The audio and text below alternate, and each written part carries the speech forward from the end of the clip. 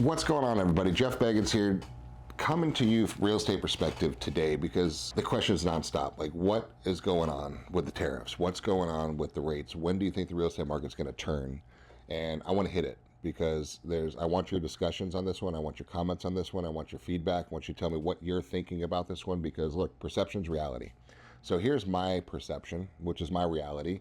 And mine comes to you from about 25 years being a real estate agent, broker, owner of a bunch of such 21 offices here are all around Florida. We've got several hundred agents, done billions and billions and billions of dollars worth of sales. I'm a real estate developer doing all kinds of stuff. So I'm in the trenches. So here's what's going on. Right now, the tariffs and the interest rates have everybody sitting tight, right? Unless we joke about it, the 3Ds, death, debt, and divorce, right? Unless you're having death, debt, and divorce happens to you, you're not transacting in real estate right now because it's uncertain and it's expensive and the rates are high. So if you don't have to buy right now, you're not buying right now. That's evidenced by normally there's about 6 million real estate transactions a year.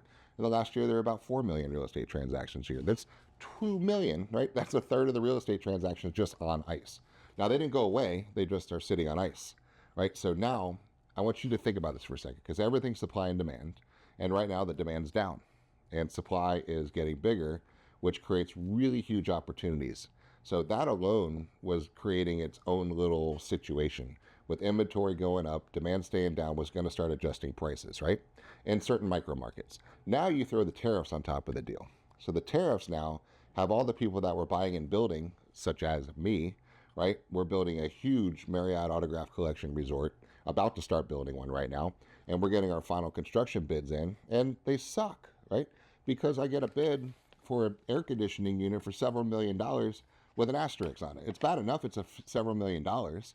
It's worse when there's an asterisk by it. And the asterisk says, I don't flipping know what it's going to end up costing. Depends on what the tariffs are going to end up being. So now what do?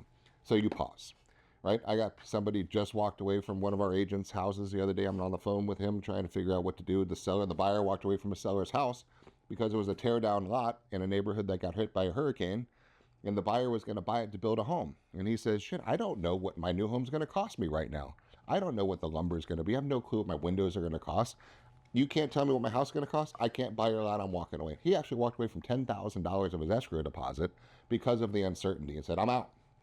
Right? So what you have now is a ton of people sitting on the pause button. So you can be part of the pause herd, right? And just like most people are going to do and say, okay, I'm going to wait until MSNBC tells me that it's okay to buy, right? And that's going to be too late, right, to get a good deal. So what smart buyers are doing right now is they're saying, okay, I'm one that's going to buy when the rates turn around. My situation is not ideal. I'd prefer to be in a better home, different school district, whatever the reason why is why you want to move to another place, but you haven't yet. This is for you. Right? And if you have a friend or a family member who's thinking about buying, who's told you, we're going to buy, we can't wait till our lease is up and rates go down. I hope they go down this time. I don't want to resell my lease. This is for you because you can create your own economy in real estate. So what do I mean by that? So if you are talking with me or one of our several hundred salespeople and saying, I really want to buy, but I can't wait till rates get in the high 5% mark, what we're trained to tell you is saying, hey, listen, let's just create the rates in the 5% right now. If I can get that rate down for you right now, would you buy? Hell yeah, would be the answer. So this is the time to buy because nobody else is competing with you. So now you are in the driver's seat. You have all the leverage. So now we go offer on a home and we say, Mr. and Mrs. Seller, right? This is our conversation with you and me as a buyer. This seller's been on the market for 138 days, right? What does that translate into? Fear, doubt, right? Anxiety, stress for the seller saying, man, I really want to do something else with my life and I don't want to be here anymore, which is why I have it on the market. But here I am waiting around twiddling my thumbs for a buyer. So we're going to walk in, buyer, and saying, hey, I see you've been on the market for a long time. I know you're asking $769 for it. Tell you what, here's my price. I'm willing to pay you $735, whatever the number may be, right? It's all subjective. But I also want you to include a 2-point rate buy down for me, right? Because I talked to my lender, and in order to buy my interest rate down from 6.5% down to 5%, right, it's going to cost $15,000. I'm just making that number up, but you get the point. So now we go in with our offer that's not their list price. It's less than their list price, and I'm asking for another 15 grand to buy my rate down. So now we're going to get a great price on the property for you. We're going to get the interest rate bought down so your payments are very cheap. And we're all going to do it at the expense of the seller, right? So when you're looking in a neighborhood and there's 8 houses for sale on the same street, that's the micro market that you can do what I'm talking about. Okay, that's the micro market. Now, if you wait, here's your other angle. If you wait until rates naturally drop down, and the headlines of every newspaper say rates have dropped, Powell finally reduced interest rates.